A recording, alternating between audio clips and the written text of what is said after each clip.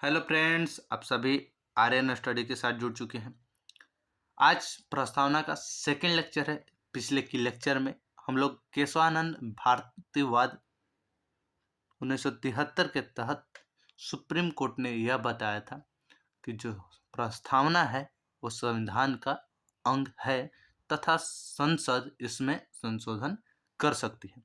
संसद इसी अधिकार को ध्यान में रखते हुए उन्होंने प्रस्तावना में एक बार संशोधन किया, जो कि 42वां संविधान संशोधन 1976 के तहत। इसमें 3 नए शब्द जोड़े गए।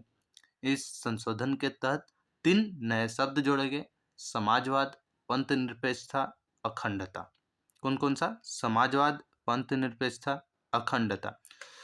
मूल संविधान के प्रस्तावना के अनुसार अगर भारत की बात की जाए तो यह एक संपूर्ण प्रभुत्व संपन्न लोकतंत्रात्मक गणराज्य था। मूल संविधान के प्रस्तावना के अनुसार भारत एक संपूर्ण प्रभुत्व संपन्न लोकतंत्रात्मक गणराज्य था, लेकिन वर्तमान के समय संविधान के प्रस्तावना के अनुसार भारत एक संपूर्ण प्रभुत्व संपन्न समाजवादी पंथ निरपेक्ष लोकतंत्रात्मक गणराज्य है। कब? 42वां संविधान संशोधन के बाद। क्या है? भारत एक संपूर्ण प्रभुत्व संपन्न समाजवादी पंथ निरपेक्ष लोकतंत्रात्मक गणराज्य है। संविधान सभा ने 26 नवंबर 1949 को स्वीकार किया। भारतीय संविधान को संविधान सभा ने 26 नवंबर 1949 को स्वीकार किया। यह भी जानकारी हमें प्रस्तावना से ही मिलती है। यह भी जानकारी कहाँ से मिलती है? हमको प्रस्तावना से ही मिलते हैं। अब समझते हैं कि जो हमारे भारत के प्रस्तावना है उसके अंतर्गत जो गणराज्य शब्द है उसका अर्थ क्या होता है। गणराज्य का अर्थ क्या होता है? गणराज्य का मतलब वैसा राष्ट्र या वैसा देश जहाँ के राष्ट्राध्यक्ष निर्वाचित होते हो। वैसा राष्ट्र, वैसा देश जहाँ के राष्ट्राध्यक्ष निर्वाचित होते हैं। कहने का मतलब जैसे कि भारत एक गणराज्य है। भारत क्या है? एक गणराज्य है, क्योंकि यहाँ के राष्ट्राध्यक्ष यानी राष्ट्रपति का निर्वाचन होता है। क्या होता है? निर्वाचन होता है। ठीक है। अब समझते हैं कि राज्य होता क्या है। राज्य होता क्या है? वैसे कोई भी संस्था जिसमें 4 तत्व मौजूद हो। वैसे कोई भी संस्था जिसमें 4 तत्व मौजूद है। कौन कौन से 4 तत्व? क्षेत्रफल, जनसंख्या, सरकार, संप्रभुता। कौन कौन सा? क्षेत्रफल, जनसंख्या, सरकार और संप्रभुता। अब समझते हैं, जैसे कि भारत एक क्या है? राज्य है। भारत के पास क्षेत्रफल भी है, जनसंख्या भी है, अपना खुद का सरकार भी है और संप्रभुता। संप्रभुता का मतलब क्या होता है वो अब हम लोग समझते हैं।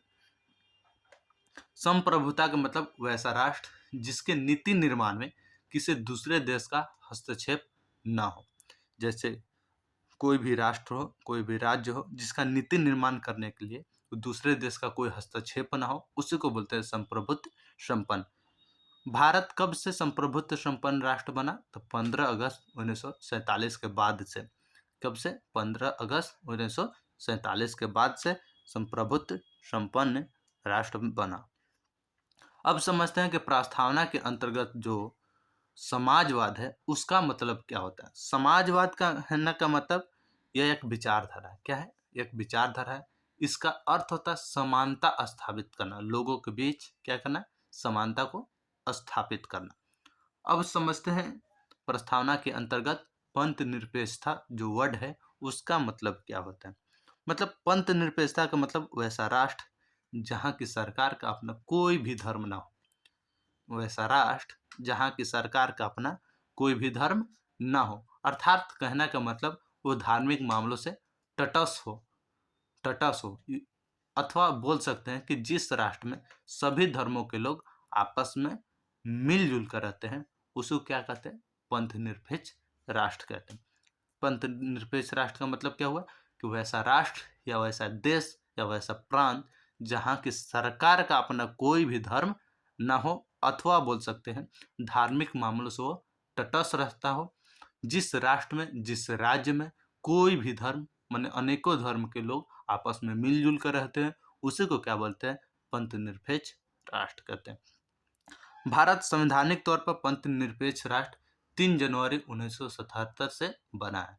कब से बना है?